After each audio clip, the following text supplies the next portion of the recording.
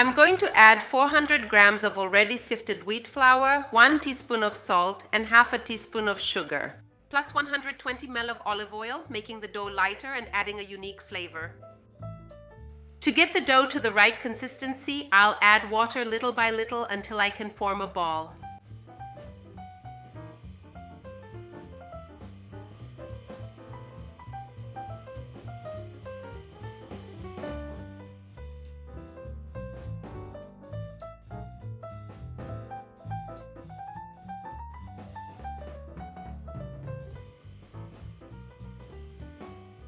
Now I'm going to prepare the wonderful shrimp filling.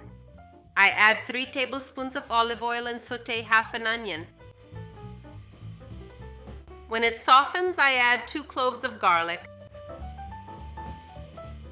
2 tablespoons of red bell pepper, half a cup of fresh peas,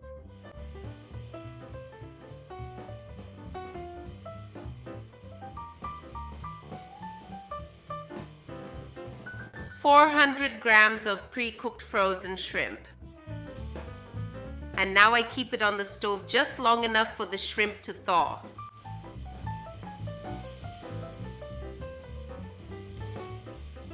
I mix in a cup of tomato puree, 2 tablespoons of black olives, 1 tablespoon of chopped cilantro, and a generous tablespoon of cream cheese.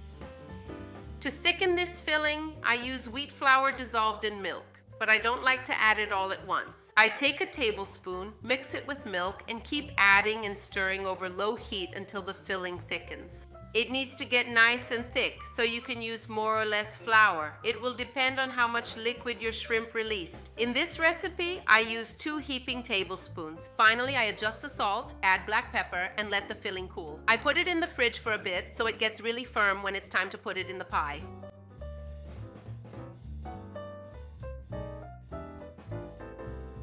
To assemble the pie, I take small pieces of dough and line the bottom and sides of a springform pan. I put the dough in a preheated oven at 180 degrees Celsius for 15 minutes. Now I spread the filling, which is already chilled, over the dough and top it with a bit of grated Parmesan. Then I put it back in the oven to brown. I hope you enjoyed the recipe, and I'll see you in the next video.